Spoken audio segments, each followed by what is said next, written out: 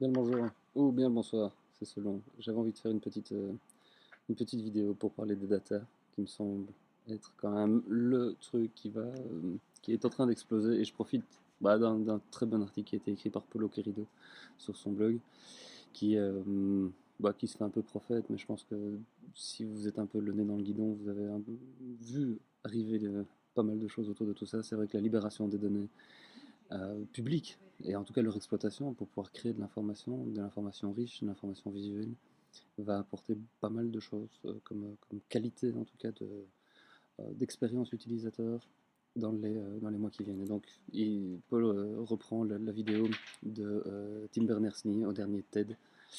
C'était en février dernier, je pense. Ça vaut la peine de visiter.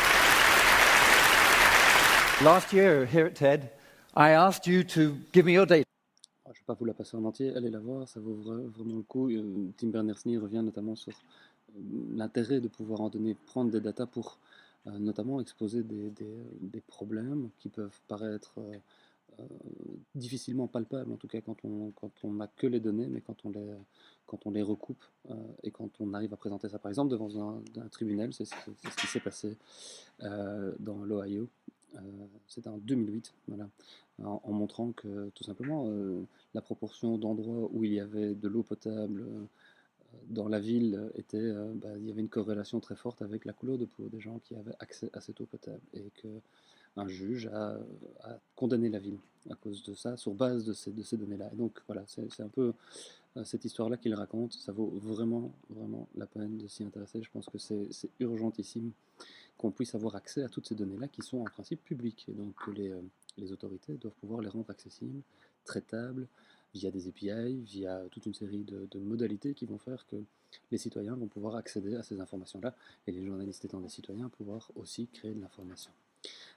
J'en profite d'ailleurs pour vous parler de cette initiative qui a été lancée par OVNI, les copains français qui ont lancé une application sur Facebook qui s'appelle Je vote où, qui permet de géolocaliser vos endroits vos bureaux de vote en France pour les régionales des dimanches, et donc de pouvoir en donner. Ils ont récupéré comme ça toute une série de données. C'est un travail de fourmi qu'ils ont fait sous la houlette de Nicolas Kayser-Bril et de toute une équipe de gens avec d'autres sites aussi.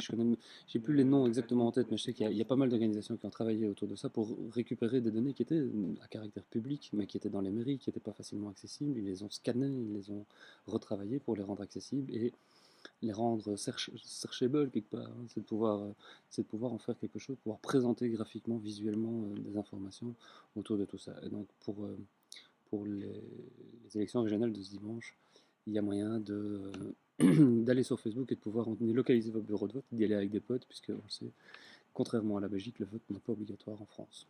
Je vous parlais de Nicolas Kayser-Bril. Si vous avez envie d'en savoir un peu plus sur ce bonhomme, c'est un sacré bonhomme. Il a toute une interview en vidéo sur La Voix du Dodo avec Tatiana, que j'ai eu l'occasion de rencontrer à Paris la semaine dernière. Ça vaut la peine d'aller écouter ce que Nicolas raconte. Je pense qu'il y a beaucoup de choses à apprendre autour de tout ça. Et puis pour tous ceux qui ne sont pas encore convaincus par l'importance de pouvoir traiter les datas, une très très bonne vidéo de Dig Up TV. C'est en anglais mais sous-titré en français. Ça vous en met plein la vue. Je vous en passe le début et puis vous irez voir la suite si ça vous branche. Ciao.